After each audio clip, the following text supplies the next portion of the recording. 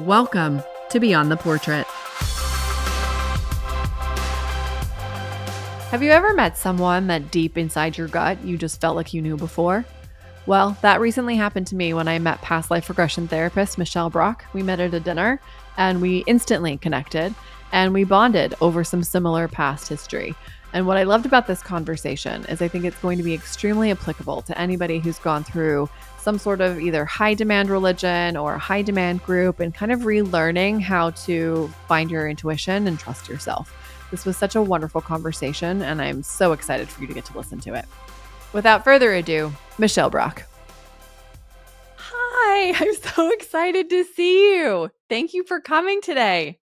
I'm excited to see you. Thank you for having me. I'm just delighted.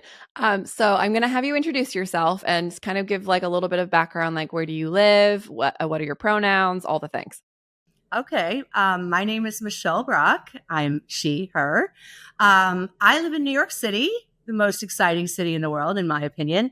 And I am a spiritual development life coach who specializes in past life regression, which is basically reincarnation. The idea that we've lived before, and after we die, we're reborn into a new body. I've been doing this work for almost 20 years. I love it.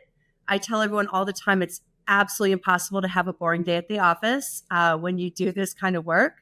But yeah, I should say in this life, my name is Michelle Brock.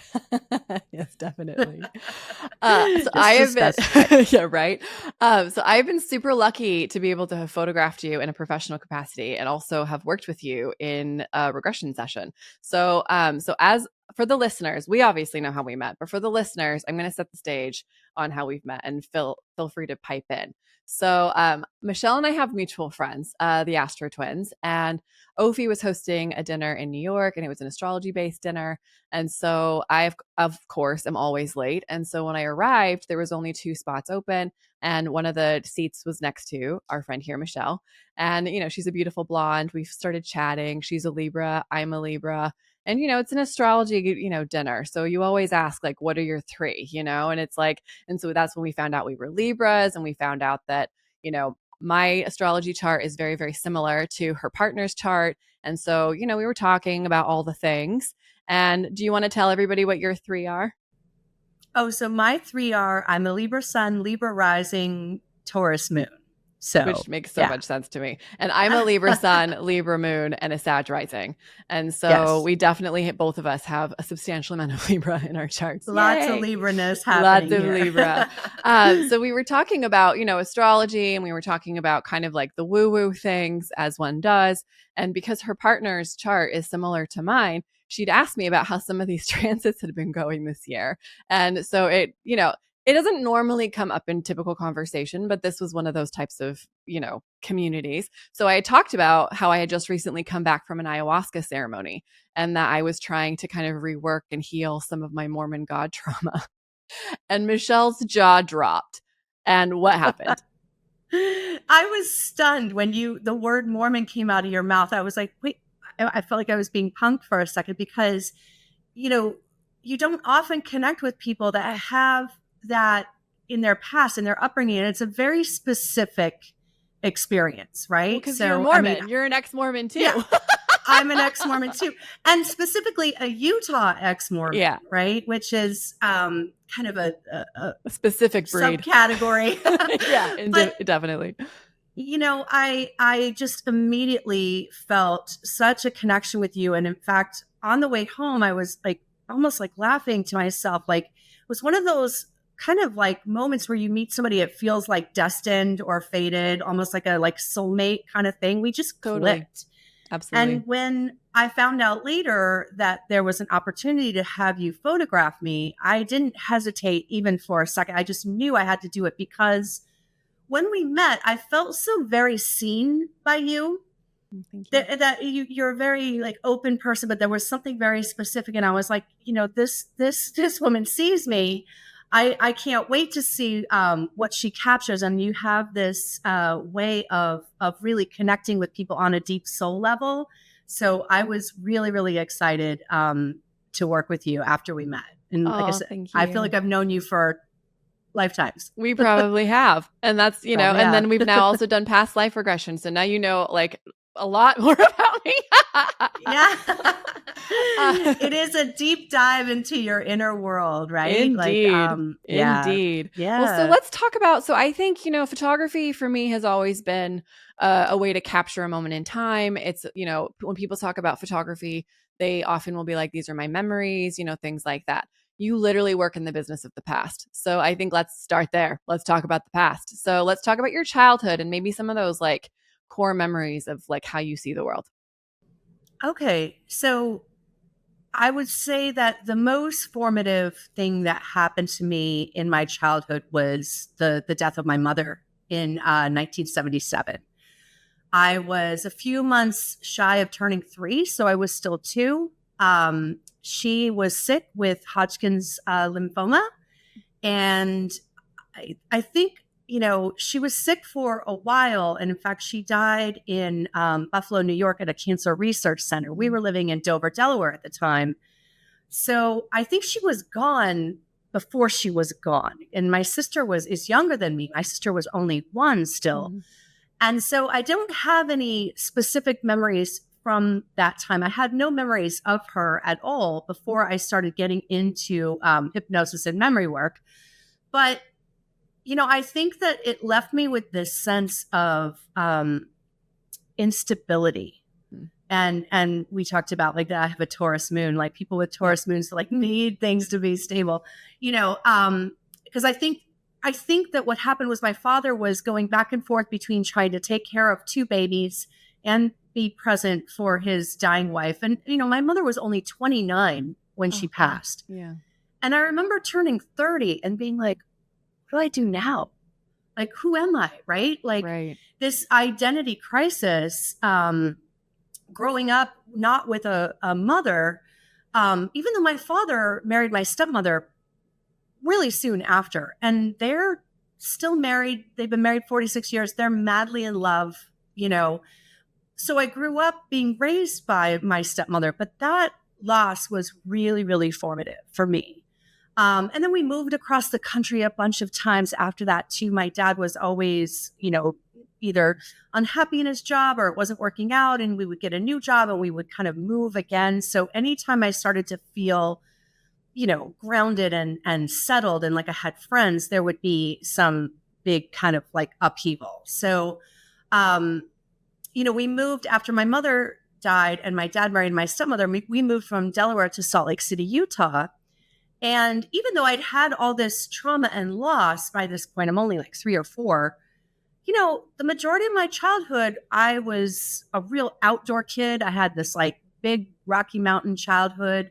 There's almost like an innocence with that upbringing too, because, and I don't know if this happened to you, but, we were so sheltered by what movies we could watch or music we could listen to, right? Yeah. And certain books that were approved for us to, read. And everyone looked like us.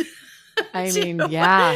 Especially back then. This is in the Mhm. 80s, right? Yeah. So, it was kind of this like idyllic little spot in my world, but it was boring to me. And as soon as I was old enough to really start watching movies that featured other places and cultures and people, and, I just was like, I need to experience that like richness and that diversity. And so as soon as I graduated from college, I moved to New York City, and I've been living here ever since because I actually see it as the most exciting microcosm of the world where people come from all different backgrounds. So I would say that those 2 experiences were really formative in the way that I see myself today, what's important to me, my values, and the way that I approach my work.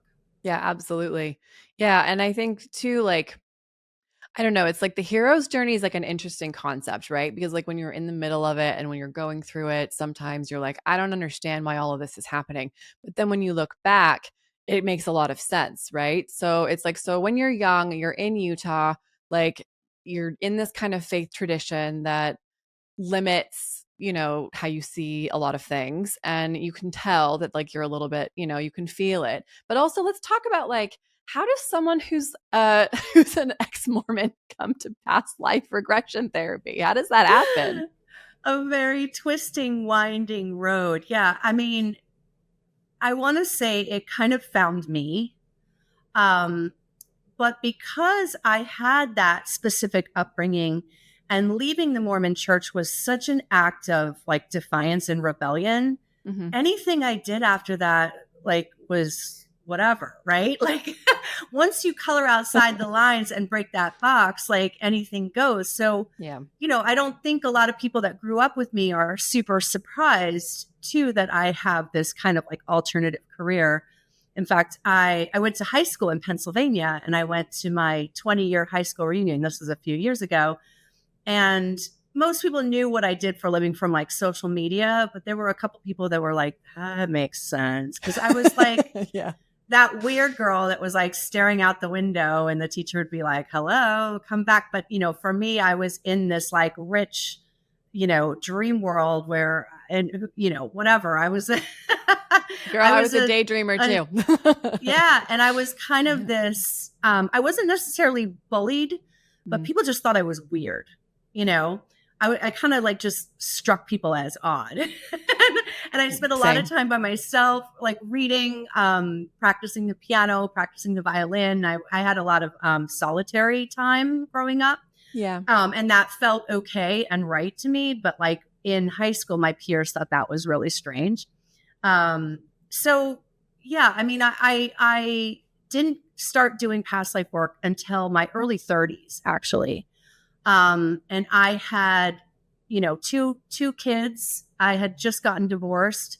And my divorce was kind of part of this story a little bit too. I knew that the marriage wasn't serving either of us, but we're kind of like, this is what we're supposed to be doing, right? And I had this experience with one of my past lives that completely changed the way I looked at everything. And I went back home and I was like, we need to change. We need to live our life in a different way. And he was like, I don't want to. I was like, okay. So we parted ways really amicably in a certain way, because it was like legit, because he was just like, I acknowledge that you had this experience, but I just don't want to work that hard. I don't want to, or whatever. He was on his path and I was on mine. So, for me, it was about living in my truth, because I'd had this experience that I couldn't deny. And it changed so much about the way that I saw the world, the way I saw myself and other people. It felt really, really important for me to do something with that experience, to pay it forward, and to allow other people to have that, the privilege of having that experience. So, I was in a grounded place in my life. I was older, not too old, but early 30s, but, enough that it was after for the astro people out there, it was right after my Saturn return. My Saturn return was a pretty profound turning point, as it is for most people. So mine was a karmic awakening. That's for damn sure.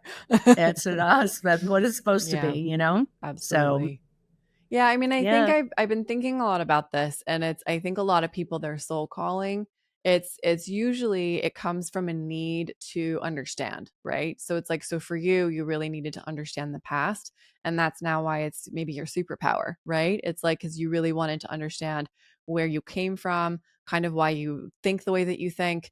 And, it's like, I think, by the way, I forgot to mention, I have your book right here. And for everybody who wants to read Michelle's book, it's called Who Do You Think You Are? And it came out earlier this year. We got to talk about this, because I think, as I'm a blonde girl, white girl, you're a blonde, white girl, you didn't mess around. Like you talk about white supremacy in the introduction. And how did that decision get made? And also, how did your editors handle this when you're like, I'm going to just, like, at the beginning, we're not even going to be in the book, we're going to put it in the intro. Like, you were not playing around. How did that happen? Yeah. No, that's actually a great question and a good point. I wrote the manuscript, and as I was writing it, I knew it was really important to get certain parts of it right. Like as a white, cisgender, straight female, that I needed to really be able to kind of tell these narratives through a compassionate lens. I had to get that right, or the book was just going to completely fall flat. So I did consult friends who are people of color, who are LGBTQ plus. You know, like, can I say this? Yeah. Or is that like just not cool? You know, and I did get some like really valuable notes and feedback. And then when I sent in the manuscript, I could tell there was a lot of kind of discussion at the publisher about it. They didn't necessarily burden me with the details of it, but I could tell people were like, we have questions. Or the copy editor was like, you can't say this and like whatever. And the concept of introducing the idea of white supremacy in the introduction was actually my editor's idea. Oh, great. Because she was like, you know what, we're good. We don't need to tiptoe around this. Let's just tell them from the get-go that this is what, and she's also a white female. She was like, let's just not sugarcoat it. Let's just say. And then I think the quote from the introduction is like, let's listen and be curious and learn. And I thought that was a really, really wise approach. And I'm super glad we did it. Although, you know, those are trigger words for a lot of people, but you know, we have to call a thing, you know? I mean, absolutely. And I think, you know, as someone who is also very like passionate about that type of like social activism, I've noticed a lot of spaces they either are appropriating or they are not listening to voices, and they like kind of put their own judgments. And you and I come from a very specific faith tradition. Mormonism in particular has some like definite white savior tendencies. And so I think it's hard because when you're first kind of navigating, how do I help? How do I listen to people? How do I not center and make it about me? Like that, those are things that I think are difficult, and you kind of have to like practice, right? It's like, it's not an easy thing, especially when you come from our background. So yeah, so when I saw that, I was really impressed, because it's something that like I have tried to, you know, be better and to be a voice in that room. But, you know, it's tricky and it is a trigger word. And I think a lot of people get uncomfortable and they don't sit with that and they don't ask why they're feeling uncomfortable. And, you know, it's like, I think it's a really important thing. So, well, I was going to say that part of being an activist as a white person is acknowledging that you're not always going to get it right. Right. And I think that that's why many of us are afraid to speak out. It's like, oh, we feel judged or, you know, whatever. Like we have to kind of acknowledge that this is a process for us. But what matters is that, you know, we try and we listen. Right. And to me, writing this book was so important because I was looking at all of this divisiveness that's happening in the world right now, but particularly in the United States. Like, you know, during COVID lockdown, I was like watching, you know, from my window here on the Upper West Side of Manhattan, you know, all these Black Lives Matter protests and all of the upheaval. And I kept thinking to myself, like, I have such a unique viewpoint into humanity from sitting in the chair that I sit at, watching my clients have this experience. yeah. How can I not share right now the truth, my truth, which is that we are so much more than our bodies. We're so much more than our circumstances, the color of our skin, our gender, all of that. And I thought, like, if everybody everywhere knew that truth, we would easily create world peace and equality, right? Absolutely. And so again, like, it felt like it was some sort of like karmic duty of mine to tell this because I had something unique to add to the conversation. But it did take me a lot of courage to finally put myself out there and do it because of exactly what we're saying. Like, I have to be mindful that I am the messenger coming, you know, in this form, and to be really, really careful to, again, not be the white savior, you know, right? Like, that's tricky. Just an easy tendency, but that, you know, I'm not always going to get it right. Nobody's ever going to always going to get it right, but we have to keep moving forward and we have to keep trying. Absolutely. How does your working in the past, like you've worked with, thousands of people, you've worked with high profile celebrities, the royal family. I won't say which royal family, there's several, privacy. Anyway, Yes. but you've worked with so many people that are, like you've had so many experiences. Like what has that, are there some experiences that you can share about what it's like for like, a white man to then realize he was a Black woman in a past life? Like tell me about that.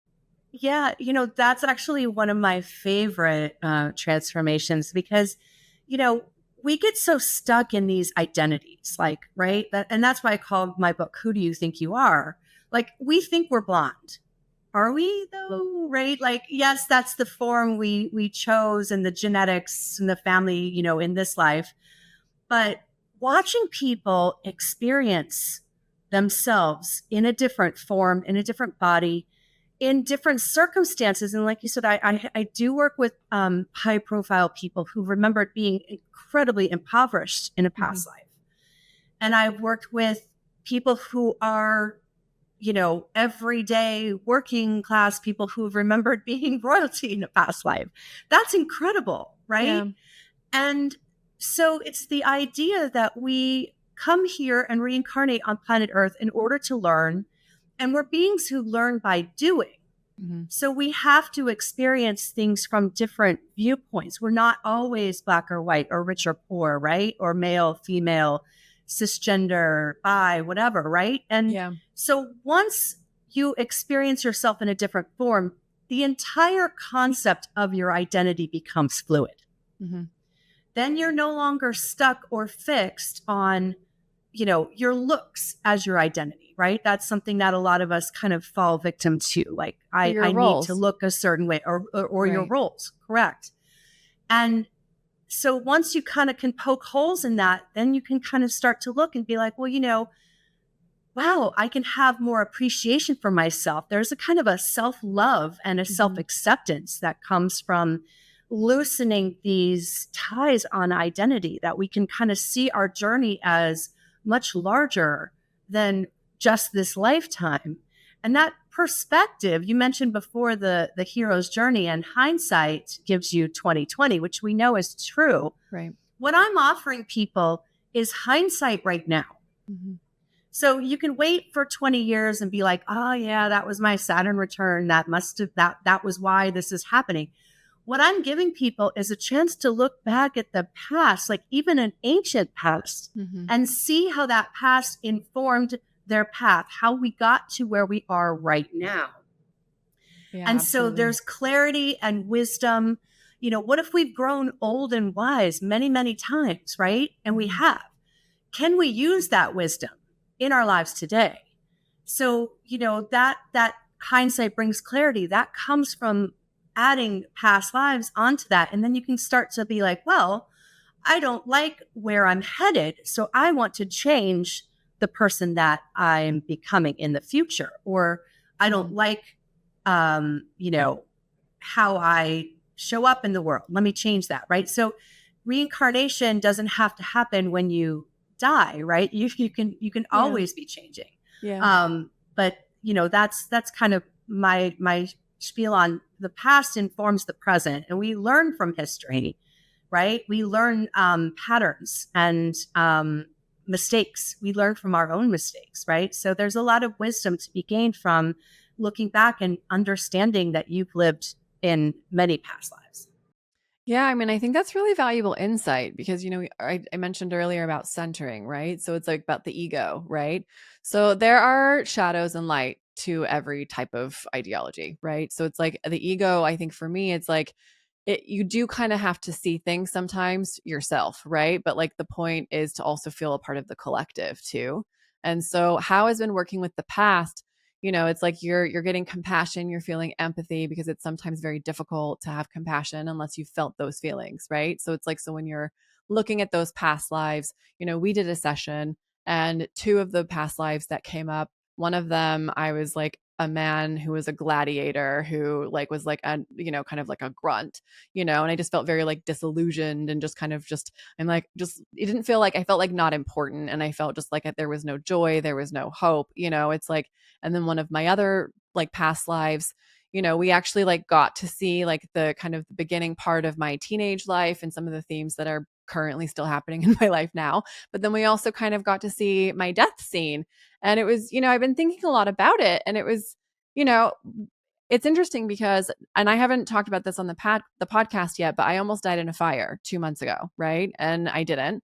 And I've been in my mind thinking of this Mary Oliver quote. What do you, I'm paraphrasing, but what are you going to do with your one and precious life, right? We then do a past life regression. And what did I say? You were there. What did I say when I was dying? That I was like, what was the key point? Well, you were kind of like, I had so much regret. It was like waste. You felt there was like a waste of time, right? I was too young. I felt like I'd wasted my life. So how does that impact my future now? Right. And it's like, and I don't think that it's any coincidence that I almost died in a fire and was like, okay, we got to make some changes. I'm turning 40 in a couple months. And like, is this like, if I was to have died 2 months ago, is this going to be the legacy that I wanted to have left with? And then, we had our past life after the fire, and like, that's what came up for me, and I think that's really interesting. And really important, because I mean, I think a lot of spiritual traditions talk about this, like death as an advisor to life, right? And I think that in this culture, we don't talk about death like super openly. We even put like makeup on people at funerals, dead bodies, and they kind of like, let's just pretend like that didn't happen. I think that talking about death as a reality brings up a lot of questions about purpose, right? Why we're here. If I were to die tomorrow, would my life have been as impactful or joyful as it possibly could have been, right?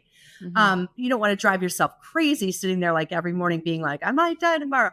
I maybe there are people that do that, but one of the things that remembering dying in a past life can do is it can give you that perspective, and then also experience directly that your consciousness, your I am, your sense of yourself is separate from your body. So after you die in a past life, you're like, oh, wait, that was a body that you see yourself in a past life in a different body. So it's actually a chance to experience death directly without having to die in this life. You're remembering dying in a past life. That part ends up being usually some of the most profound, life-changing moments for people in sessions. So when we were doing my session, I'm a very visual person. I am so visual that I'm almost blind, right? I really, really, really wanted to see when I was working with you. I wanted to see the things and I didn't. And I started getting really frustrated. And I've read your book. I know that there are multiple Claires, but I really, really, really wanted to see because that's my jam. I use vision. And so let's talk about the Claires and let's talk about these extra senses. And I like how you don't kind of make people think that it has to be one way. Yeah, that's a really, really great point. So, you're talking about clairvoyance, right? Which is that inner sight. Mm-hmm. It's only one of our extra senses, right? We also have what's called clairaudience, where we'll hear things, or clairsentience, where we feel it, or claircognizance, where we know it. For some reason, as human beings, we think that what we see is more real than what we feel. Mm-hmm. And it's because we don't trust ourselves, right? Anytime I'm teaching an intuitive class, I'm always like, raise your hand if you didn't listen to your gut feeling and regretted it, wished you had. I've never seen anybody not raise their hand with that, right? Like we get these feelings or knowings, but then we like overthink it. We're like, no, that's not what it is, right? Where it's this almost like primal part of ourselves where we kind of can know it. Yeah. So it is really common that a lot of people who are very visual in their physical sense will actually not be clairvoyant. And that was absolutely true for you. You're so visual in your work and in your life. So you really did have to trust on kind of what was almost like a stream of consciousness and just coming to you. One And feeling because, too. Because and a I could feeling. feel like I could feel pressure, like I could feel armor. And that's what I was like, I think I'm a man. And I think And that I'm a soldier. you described feeling the weight only on your left arm too, which was interesting. Almost like you had like some sort of like a shield or like your right hand was for the sword and the left hand was to block the that was interesting. And so that's a clue that like it's like a tactile experience. But yeah, not everybody experiences it visually. And in the book, I really try to guide people through a lot of kind of different ways that you can experience past lives. But it's important to be open-minded because it'll also change over time. Sometimes I'll get a bunch of past lives that'll be super, super visual. And then a few months later, that goes away and I have to really kind of like feel it or know it. Sometimes I'll hear things. Sometimes I'll smell smells. Sometimes I won't, right? So it does change. So it's important to kind of be open and also learn how your unconscious mind works. And this is part of why you did a good job of kind of like letting go with it. Because as a creative person, you're constantly in that download kind of mode where you're just being instinctive, right? And kind of doing and being, right? So that's kind of why it was a little easier for you to kind of get in that stream of consciousness, I think. But everybody can. I do believe that this is an experience that can be available to almost everyone. I think there are certain personalities or people who suffer from certain types of mental illnesses that maybe this is not necessarily for. Or safe, perhaps. Or safe, right? All of the exercises in my book are approved for everyone, but doing a private session or something like that. But in general, I believe this is something that most people can do if you're interested in it enough to practice, study it. It's a skill you can hone over time, but it's a matter of learning how to connect with your own inner self, your authentic self, your soul, your spirit, whatever you want to call it. Who cares, right? It's that inner part of you. And that's the part of you that reincarnates and experiences life in different forms. So the answers all lie within. You just need to know where to find them. And I think it's interesting because, both of us came from a similar faith tradition, right? And we had very, very strict, like, who's allowed to receive revelation. Like, usually it's men, and it's interesting because growing up Mormon, and I'm sure you found this too, it's like, basically they would say, trust the spirit and trust that you're being told. But if what you're hearing isn't what we're telling you, then there's something wrong with you. And so then you would start doubting yourself and doubting your intuition. And so when it came up in my own session that I had to use my gut, it is not lost on me that I had a hard time trusting my gut because that's something that I'm still working through.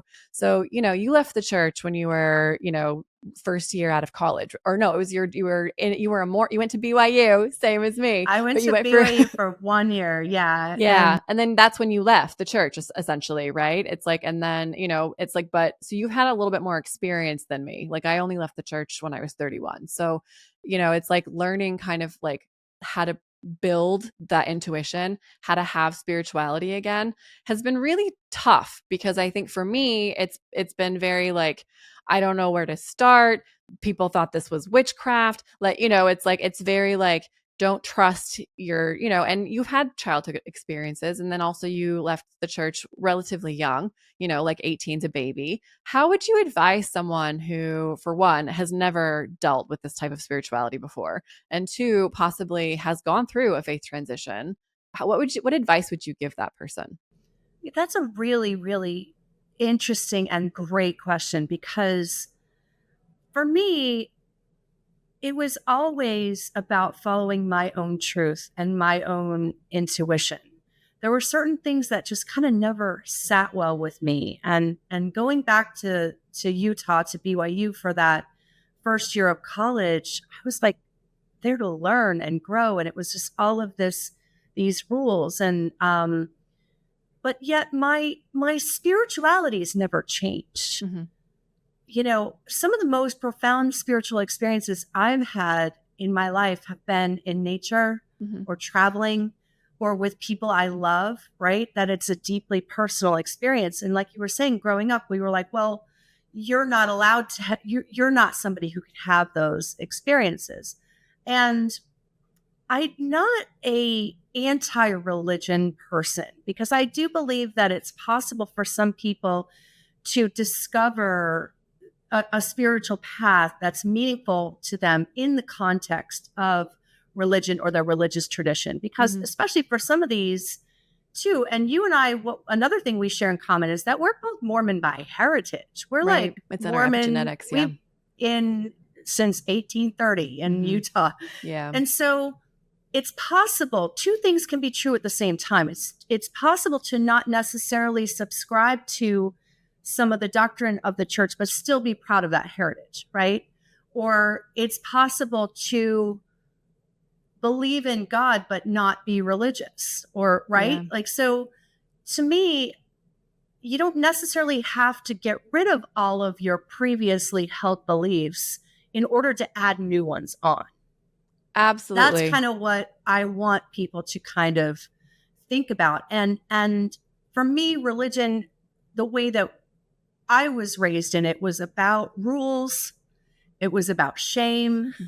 Yeah. A lot of that, where it's like, I had this experience and I saw myself in a different body. I was a man in my first past life experience. And I was like, wait, what? Like, I identify really strongly with being female in this life. So I think that it's part of why I'm a teacher about it, because I had to like live it. I had to unravel all of these things, like, and I do believe in a lot of the principles that, religion, Christianity, and otherwise like teach about compassion, about love, about connection. In my opinion, a lot of those traditions do fall short with actually living them. Indeed. So for me, none of my spirituality actually really changed. So if you are questioning a faith tradition and exploring, a past life regression is a really powerful tool at that juncture because it gives you more information. You open the curtains a little wider and you're like, wow, there's this whole vast experience. And one experience is not better or right. Like there's a lot of that in Mormonism that like, these experiences are superior to others. There's a lot of that, that each individual's unique experiences are valid, important, and can be acknowledged. But yeah, you don't need to like burn the whole thing down. You can actually keep what you need, but allow it to be a process. It doesn't need to be like, oh, okay, one day I have like this new belief. Some people do that. They go from one religion to another religion because they need that container, right? I mean, definitely. When I left the church, I was like, I was so used to being told what to do that I just looked for other people to tell me what to do because I kept giving my power away because I didn't know how to like have that inner intuition. But I really like what you have to say about kind of like, you don't have to throw everything away. Cause I think, it's like your spirituality is the same, but it can evolve. Right. So I think for me, when I used to like, I was really in it, and I was a gospel doctrine teacher and like all of that. And I think that skill, I am someone who questions. I am someone who likes to talk about those things and has the language to talk about spirituality, and not everybody does, but it's like, but when you have a high demand religion, you kind of learn kind of like to have those discussions. I mean, I was a Sunday school teacher in New York City for years. So I used to have these like lessons. And so I think it does actually impact how I see the world now because it was like a tool, right? And I think, you and I have talked about this before, but I really like, divination practices. So things that are like oracle cards. I used to do that with the Book of Mormon. That's the thing. I used to do that with my scriptures. And I think what you realize is you can have, insights using similar techniques, and like your intuition is telling you. It doesn't matter if it's a song lyric, it doesn't matter if it's a book, it doesn't matter if it's like a stranger who comes by and says exactly the right thing. I mean, we met because of I don't believe in coincidences. I truly don't. It's like it, especially because of just like how, like, because we are now, like, we are so connected, and we like only met a few months ago, it's like, and that's just like not typical, and I think it's, we were put in the life that we're in now because we had to have a toolbox, right? And like that particular framework was how we kind of got reminded of things from the past, right? Like for me, I've always thought of life as it being like a relay race. In our past lives, you get us to a certain point and we get dropped into similar scenarios to kind of remember where we like came before. And then in this life, we take what we learned, and then we move forward. Like, what can you speak about that? I love what you said about how, what you do with divination and the oracle cards you used to do with the Book of Mormon. And the thing that I want people to know and experience is that these truths are universal truths. Mm-hmm. That we are able to connect with our soul, ourself. We're able to connect with other people on a soul level. It's magical, but it's also not. It's just like how we work as human beings. Mm-hmm. All human beings are intuitive. Mm-hmm. We don't talk about that openly in this culture, right? Not in our Western culture, no. Not in our Western culture. And, when I was in high school and studying, I had this really fantastic European history teacher, and he was teaching about like the Crusades. And I was like, what the hell is that? Like, imposing your beliefs on another. It was also like colonization and white supremacy and all of that, right? So, understanding that each of us are unique, special, equal individuals that are on this journey over many, many lifetimes, and that there's no authority, right? There's no, and I do occasionally talk to like psychics and astrologers and that kind of thing. They're usually my friends, I kind of be like, check in with like whatever. They usually don't say stuff to me that I didn't kind of intuitively feel myself, right? Yeah. And again, we're so closeted in this culture about, intuition or dreams or past lives or, divination, how it works, that we have these guidance from spirit around us all the time. I think the closest thing that we can actually, or the closest tool we can use to actually really understand it, is the field of quantum physics is actually starting to explain things mathematically and scientifically that mystics have talked about for thousands of years, right? Yeah. That there are multiple dimensions of reality all happening around us, and that the past, present, and future are all happening concurrently. And, this is kind of mind-blowing, but that we're able as human beings to experience them. It's a matter of quieting the mind, being open to it, right? That's why a lot of Eastern cultures are more connected to this, because meditation is like, of course, or yoga, or whatever you do to slow down and connect. I have friends that are like, that happens to me in my garden, right? Great. Absolutely. Or creating, painting, taking photographs, or writing, right? That we're all able to be this vessel. And then when you take that authority away, then we're all equal, and our journeys are all valuable in an equal way. So that's really what I want people to understand about that you're able to have these experiences, and they're personal and meaningful.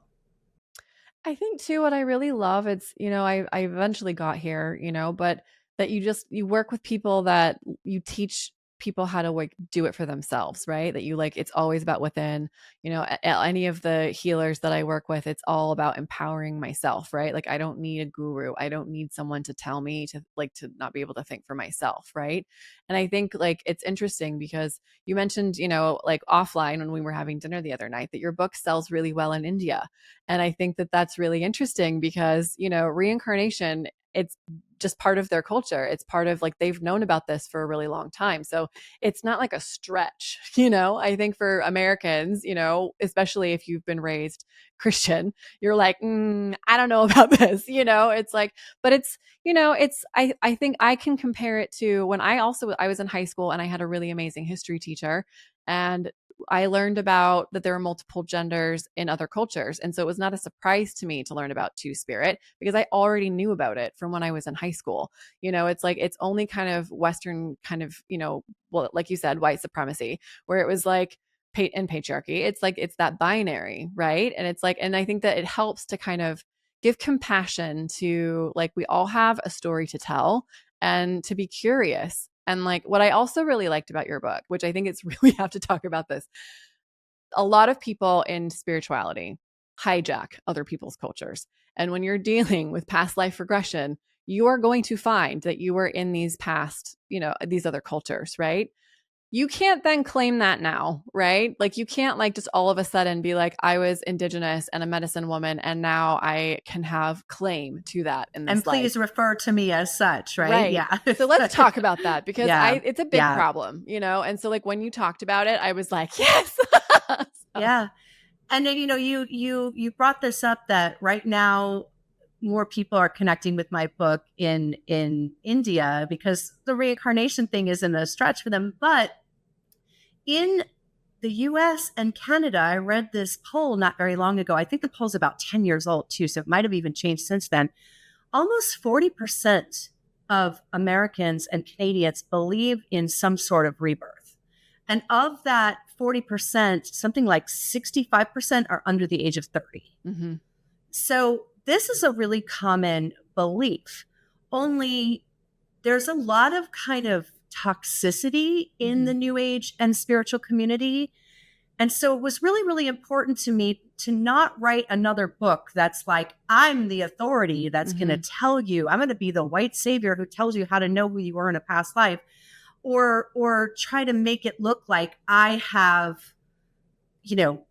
gifts or talents that you don't, right? Like it was really, really important to me to not add to that conversation and do something that really was different, which is really about, like I said, this personal journey of discovery, which is unique to each of us, and respecting that for ourselves and respecting that for others. And yeah, I just think that in a lot of people who do consume books about things like past lives and New Age spirituality wanted maybe me to talk about it like floating on a cloud somewhere, or like, use it to kind of like almost get high on the vibe, or, whatever we do. Totally. Where it's like, that's not what we're doing here. And spiritual bypassing is a really common thing, which is, describing, that's actually a term from psychology where people are actually use spirituality to avoid having to do any actual work on themselves.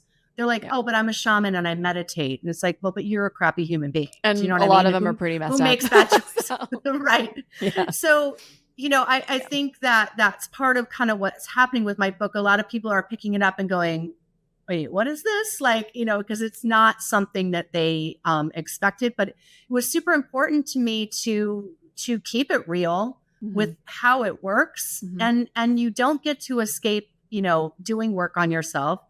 And it's about learning to, again, respect each other. And the appropriation thing was also really important to me. I think I have a exercise in my book called, is it appreciation or appropriation? Yeah. Right. And that's really, really important. Again, that was an aspect that was important to me to get right. So, I mean, I think you really did. I mean, I am a white blonde girl, so it definitely, if you're, it did appeal to me. But I think what I love is that your partner is Black, and so you were able to bounce some ideas off of him, because it's hard when it's like that's your perspective, and so you're trying to speak to something, but it's like, but if I can't be the only audience, right? Like, and you've said too, like the majority of the people that you've been finding have been buying your books are like non-white people, and I think that is like a really good testament that what you're saying is like pretty valid. Because I think, and this is my issues with religion in general and a lot of like new age things, they take core key principles and then they distort them. And I literally work as a photographer who works with mirrors and distortion and all of that, so it's like I'm particularly sensitive to those types of things.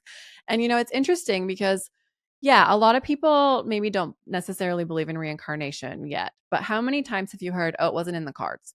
Oh, it's maybe in a past life or maybe in another life. It's like it's in our conversation. I don't think that people are actually like in their brains thinking about it like that.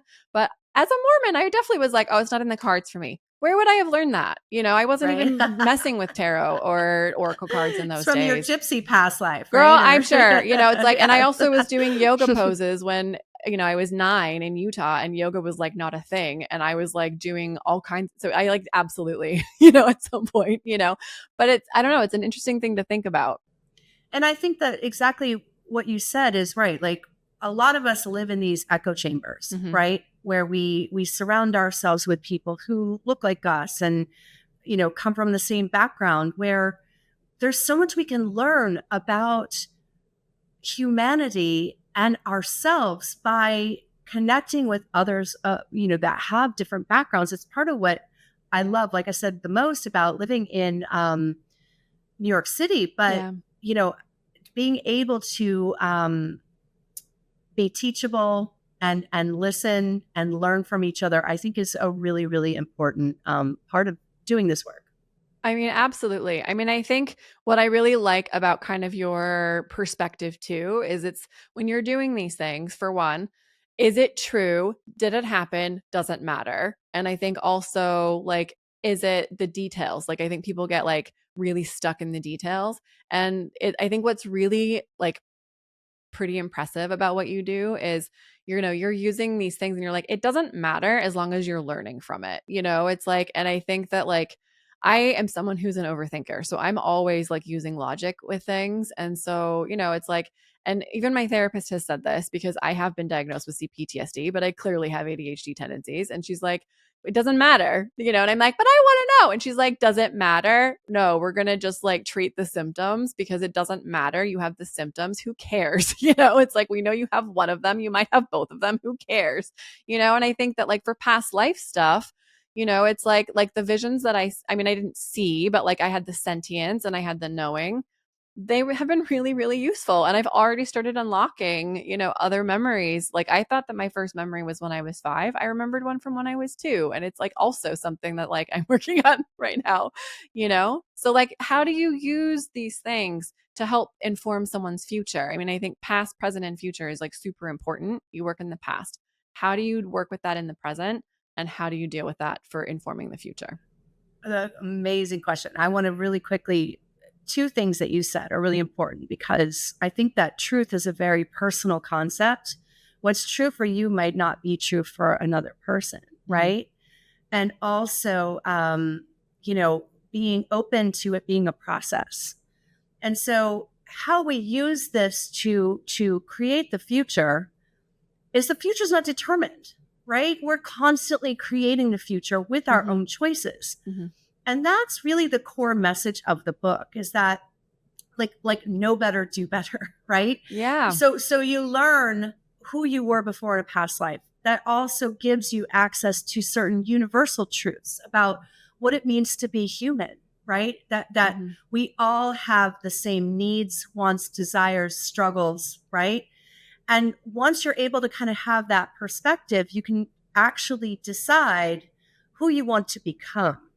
So, I always tell people that, again, you don't have to die to have a past life. And many people can relate to this, right? Like my being in the Mormon church feels like a past life that happened in this life. And I've had several phases of my life that seem like past lives, like since then, right? Definitely. And so I want people to feel empowered to the future because it's really about how the past is informing you and holding you back. Many of us have fears, limiting belief systems, prejudices, attitudes, right? And I go through this in depth in the book. Like if you have a knee-jerk reaction or something triggers you from like another culture or another people, that's a past life clue. Yeah. Right. And then to kind of sit with that and be like, why did I have such a strong, visceral reaction to something? Or people that are like, I'm really drawn to, this place in the world or, this type of food, right? Like that we're actually able to kind of understand that who we are is cumulative of our experiences, but that who we can become is infinite. Because if we get rid of what's holding us back, then the future is literally boundless. There's no limit to who we can become and how we can change as a society. Which I find so liberating, right? It's like there's nothing that has to stay the same. I'm a big believer in radical change. And, I was thinking about it, and, the matrix I use a lot because, like, when I left Mormonism, it was like blue pill, red pill, like only you can decide, it's like, but I think there's another part of the matrix that I think is a really useful part. And it's when he, Neo or whatever his name, Keanu Reeves' character, he goes to the Oracle and she tells him he's not the one, not in this life anyway. And it's because he needed to hear that, because he didn't. And then he truthfully, actually, he died, right? And then came back and then he was the one. But if she would have told him he was the one, it maybe didn't happen. It wouldn't have happened, right? It's like, so she had to tell him what he needed to hear because he had to go through this thing. There had to be a death. And then he comes back and then he was, in fact, actually the one, And so I think that it's important because when you're getting so stuck in the details, it's like, does it matter, or how can you use that? It's like a form of alchemy. It's a form of transmutation. It's like, how can I use the symbols? How can I use, these allegories, the emotions? For me, I didn't see anything, but I felt a lot of emotions and I felt a lot of things. And I could see like my room. I could see like a little bit, but I couldn't see myself, which was really interesting. Like I felt like I wasn't connected. Talk about, maybe I've heard of people like feeling like pains places, like on their throats, or I have a pain point in my back, which, we talked about. Can you speak more about that? Yeah, for people who do experience it like kind of clairsentiently, where they can kind of sense or feel, they'll feel that they're wearing a scratchy fabric. There was one guy I was working with, and he kept saying it's really hard to breathe. And we finally figured out he was wearing a corset because he was a woman.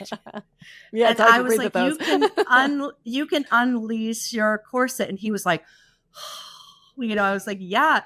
And all of the symbolism that comes with that, of like how restrictive things were for women. And hopefully he learned something, from that. But I do believe that people have physical conditions, pain, maybe even disease that are connected to past lives. Mm-hmm. And the reason I believe that is because I know the mind and the body and the spirit are all intricately connected. Mm-hmm. I work with people that have like, chronic back pain, and then remember being trampled by horses in a past life. And they're like, oh, okay, and are able to release that back pain. So is that back pain there was then an emotion gone after having worked with you? Sometimes. That's amazing. Because what they did was work on the emotions around it. With mm-hmm. that was the betrayal or abandonment or anger or whatever it is. That's the energy behind the energy medicine mm-hmm. of past lives.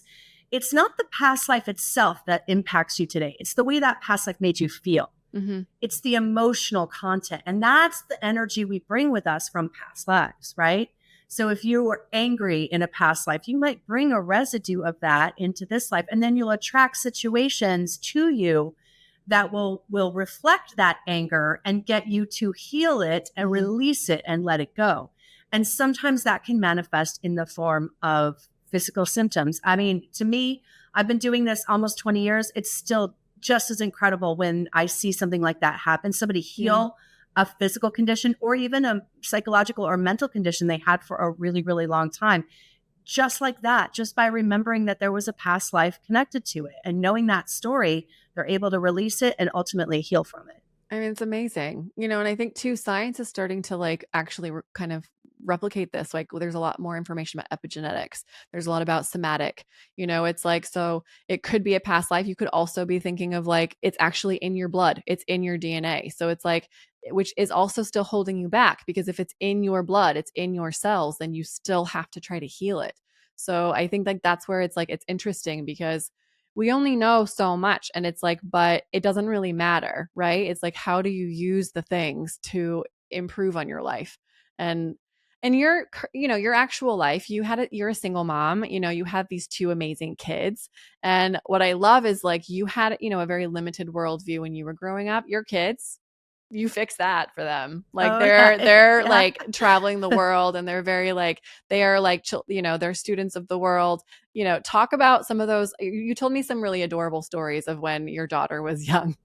Yeah. I would love to tell everyone. And I do, my kids are both college age young adults, and I'm super proud of them. But part of the reason why it was important to me to raise them in New York City was really to teach them that they were citizens of the world, and to embrace diversity and embrace different ways of thinking and thought and be curious about the world. And they're both travelers and learners.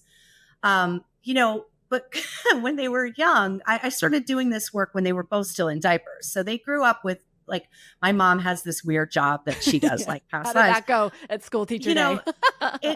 There was career day one time, my daughter's school, and they asked me if I wanted to come in and, give a presentation. And I was so super honored and so excited. And I decided to focus on, because I think it was fourth grade or something like that. I didn't want to be like past lives. I decided to focus on, how different cultures deal with death and spiritual beliefs, kind of like historically. So I showed, like, cave paintings that depicted maybe like this deer was hit with a spear and there's another deer leaping out of the spear. Maybe that was a belief in like an afterlife or spirit. And there were several parents that heard that I was doing this and insisted on sitting in the classroom. So there was like, and they were mostly dads. They were sitting at the back, like, what are you feeding our children? And it ended up being fine because I wasn't trying to do anything, but I did actually children. I wasn't like trying to get them to meditate in their past lives, but they knew that about reincarnation, and I talked about like Buddhism and Hinduism and all the different cultures that's a belief. And then I showed them pictures of like the pyramids in Giza, and then I showed them some of the Mayan structures like Chichen Itza. And this one kid who was a classmate of my daughter's, he raised his hand and he goes, what if the guy who built the pyramids at Giza died and then reincarnated in Mexico, and he kind of could remember that he did that, so he did it again? And I was like, dude, you are hired. Cool. Like, yeah, I mean, that's a good question. And I think that it was a testament to like the way that kids think today. I might always tell people, if you're worried about the future of humanity, spend some time with kids and young people. They're so curious and open.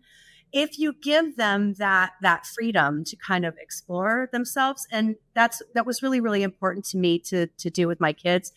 My son will roll his eyes though if somebody asks what his mom does for a living. He's like, but because he's a teenager, that's how it goes. But I think that we have to listen to our kids also too. Yeah. So, well, I mean, I think it's really impressive that you created like a safe container where they didn't feel judged, where they felt like they could ask questions. And I think so much of, our background was what was put upon us. And it's now been years of like removing what's and like finding out what is us and what was put on us. It's like, and when you have a belief system that's a certain way, I don't think very many people actually inquire, like, what do they believe? Why do they believe it? They just do it, right? They do it because their family did it, that's their culture. And, I did a lot of research into how I was able to leave the church at 31 when I was born into it. And there's a lot about like lizard brain and cognitive dissonance and like all of that. You've talked to me about this before. I mean, but as a young child, you had a lot of experience with spirituality that people then tried to like gaslight you and tell you that it wasn't true. How did you like overcome that? That's like such a difficult thing. Yeah, I always had this rich kind of like inner world, and I was dismissed as an imaginative child, right? Like, where I understand now that I'm a psychic medium. I see auras. I actually sometimes can see people's past lives. And when I was younger, I could do that. Like their face will kind of change and I'll see their features kind of change. It's like a kind of a soft gaze thing out of the corner of my eye. But I'd be like, did anyone else see that? Did that freak you out? No, it actually didn't. And it should have. There were certain like spirit presences that freaked me out. I think I told you about the one that lived near my hot water heater in the basement, who would like mess with me. Yeah. And I was very, very scared of that one corner of the basement. And my parents were just like, I don't know what you're talking about. Right. So again, your own personal experience, when you're having experiences that you're being told shouldn't be happening, right? And then you're like, well, but this is my truth, right? So it's really about accepting your own truth, and experience. To me, direct experience can be more powerful than just blind faith, right? Like, believe this because we say, right? Yeah. And so for me, growing up, I had these experiences that were different than what I was being taught in like Sunday school. Yeah. And I just kind of didn't say anything about it because I knew I wouldn't be believed. And so I ended up having this kind of dual, like I was able to kind of be this person when I needed to be. But when I was myself alone, I had these experiences. And so I think that there are a lot of people like me, right? I don't think I'm unique at all. I think that many people have experiences that are intuitive, psychic, visionary, right? People tell me all the time, because I'm a life coach and this is what I do, like, oh, I had a dream after my grandma passed and she came and it felt like she was visiting me. Or I see this number all the time and it always means that XYZ is about to happen. Don't tell anybody, right? Because again, we're so closeted in this culture about these things. And I want to change that. I want to kind of open this up to, again, some of these truths are universal truths. Let's acknowledge that shared humanity truths, but then also acknowledge that each person's direct experience is individual and special and sacred, right? Well, and that it's yours. So you can't like put your beliefs on someone else, but it's like, but if it helps you to kind of make sense of this world and your place in it, then that's really important. And I have to give you props because, I think I definitely like, it's that inner knowing. Like I often would know things before they happened, it's like, but I always was told like there's something wrong with me, and that, it's like, and so I think how I didn't create that safety of like leaning in on myself. And in fact, I just learned how to betray myself over and over and over. And so now it's like, kind of like, is it me? Is it true? I don't know. Is it fantasy land? Is Brittany like imagining storylines? Who knows? It's like, so it's been kind of like learning that and kind of refining that. I think what I love about what you said too, it's like, it's like a muscle, right? So like everybody has access to this. Your muscle is just particularly defined. It's like you have it better because you've also been doing it for 20 years. But I think also it was your calling. I believe that we choose the circumstances of our life before we were born.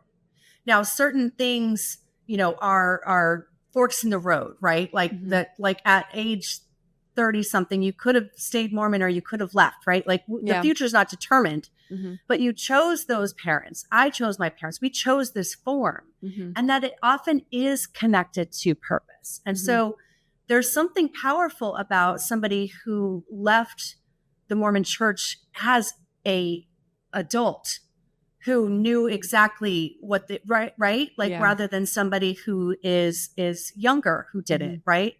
So I do believe that everything happens and unfolds as it should, connected to our purpose. And there are no mistakes, right? I think that that's really important for people to know. Like, what if I screwed up in a past life? Well, you did.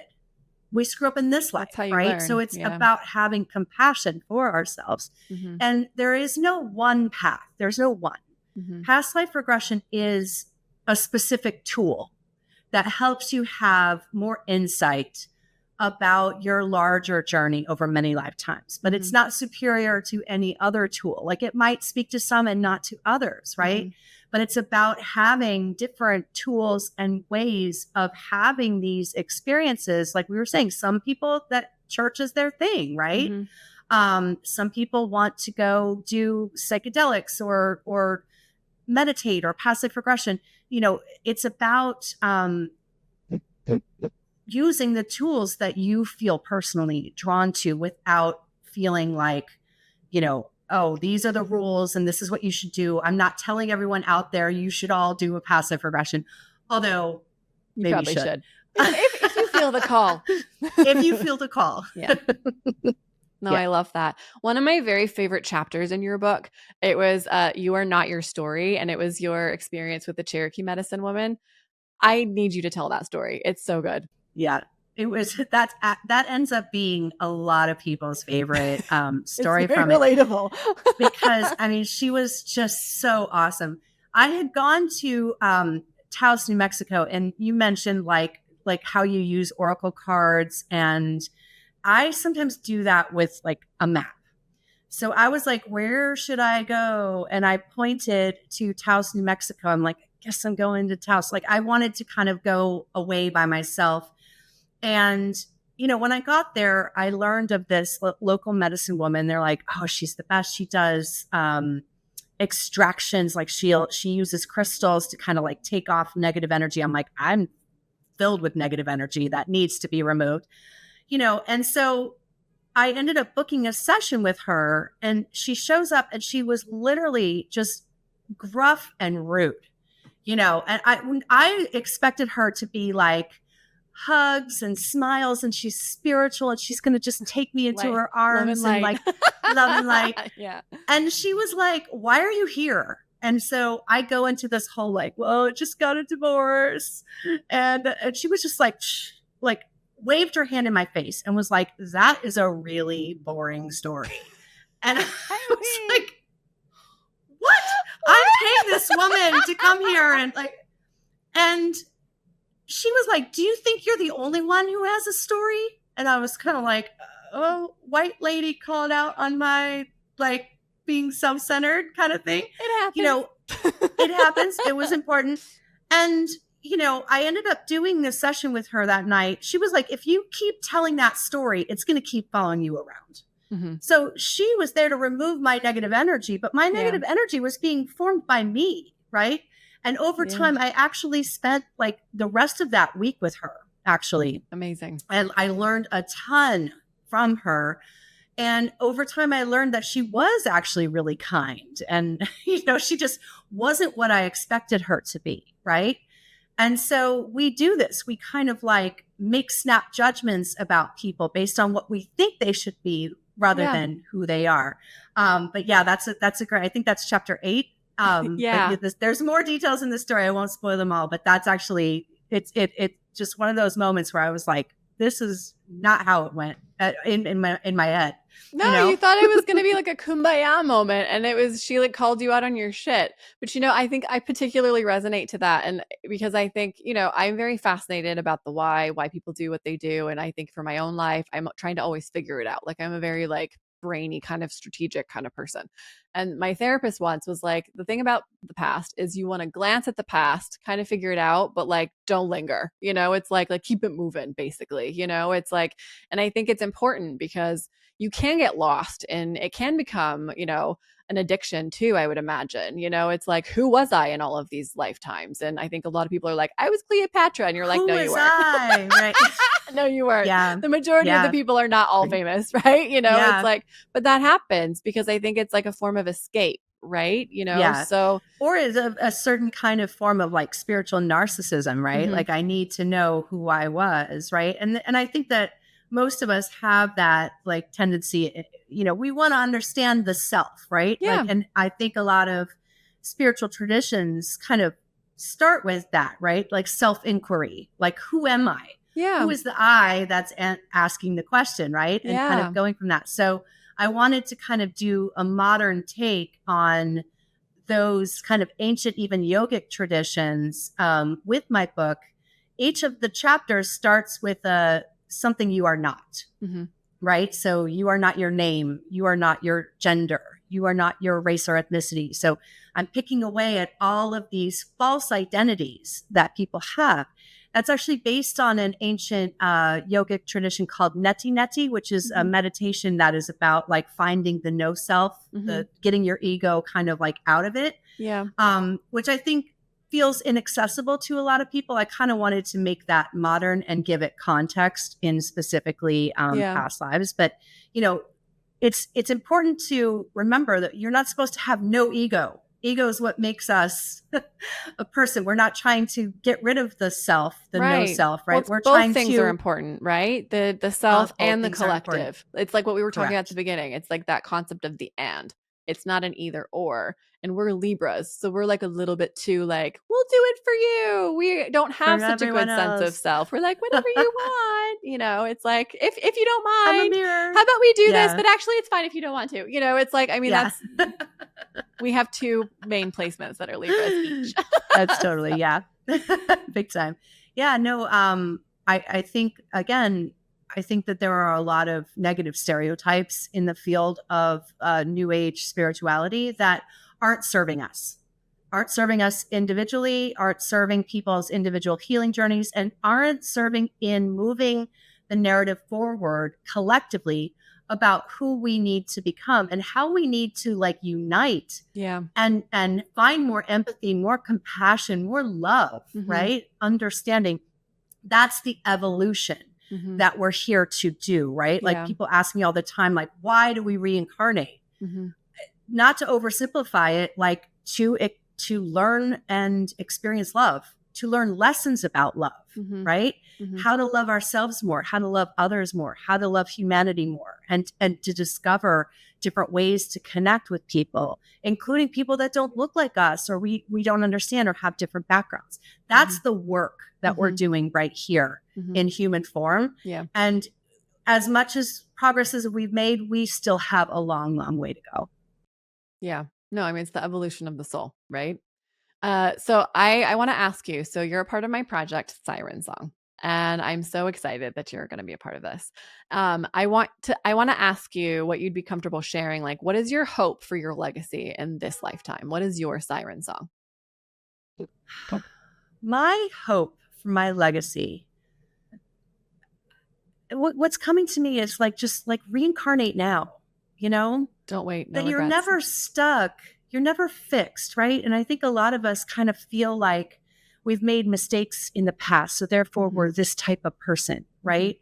That we can always change and grow. And I feel like I've done that myself with all of the past lives I've had in this life. But I really want people to understand that there's always time too. Even if we were talking about death earlier and like death as an advisor, even if it's the last day, to quote Led Zeppelin, there's still time to change the road you're on, right?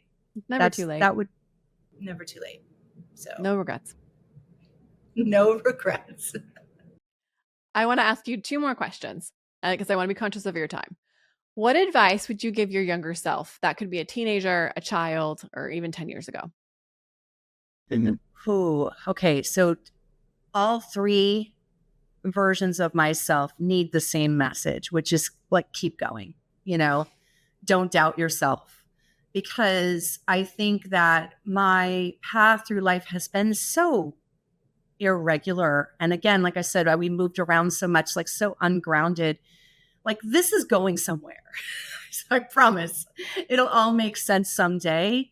And I think that the self-doubt has often made me delay, moving forward. Like I said, I had this idea to write this book 15 years ago. Not very many publishers understood it back then. So maybe it was a matter of like, right, the world kind of catching up. But like keep going. This is going somewhere. This has a purpose and a meaning. So that's really meaningful to me that you said that. I've had a fair amount of visualizations where you think about death, and that has been my exact message to myself is keep going. So girl. All right. Where do you envision yourself in the next 5 years? Where do you want to be? What do you want? I think it's important to think about the past, talk about the present, and now let's talk about the future. In the future. Yeah. So in the next 5 years, I would really like to take my message to a wider audience. I have more books that I would like to write. I want to kind of keep going. I'm at a really interesting kind of crossroads in my life too, because I'm a recent empty nester. And I just published my first book. I have a big birthday coming up. I'm turning 50 in October. So, moving forward into the next phase of my life, it looks like a lot of like meaningful work, hopefully travel, purpose, support from loved ones, all of that. That's where I see I love myself in that. 5 years. Yeah. I love that. Well, one of the things about this podcast that I love is it's a livable art form, but it's also a time capsule. The thing about photography is, it captures moments in time. It puts a little place card, like in certain chapters. And now we have this beautiful conversation that is a time capsule for us and, in our relationship. And I think that a lot of people are going to be super interested in what you have to say. And I'm just so grateful that you've spent this much time with me. And thank you so much for coming. How can people find you? So you can find me on Instagram. I'm Past Life Michelle. My website is michelle-brock, brock.com, where you can find all the links to YouTube and everything else and all my books. And be sure to reach out. It was such a treasure to have you on my podcast today, my show, The Brittany Show. So thank you so much for being here. And it was really meaningful that I got to have you on the show. And thank you for your openness and your willing to share. I think it's going to be super valuable for everyone. Thank you so much. And that's a wrap. Thank you so much for spending this time with us. I hope you enjoyed this conversation. If you enjoyed this podcast, which I hope you did, please subscribe. And if you would like to leave a review, you may or may not get name dropped in the next episode. We love to reward a gold star at the end. I'm a gold star girl myself. All right. If you'd like to follow along with my socials, Brittany Ambridge across the board. And my website is the same. And then the credits, we have beautiful cover art by Stephanie Brookler and my producer, big thanks to him, Juan Paulini Diaz.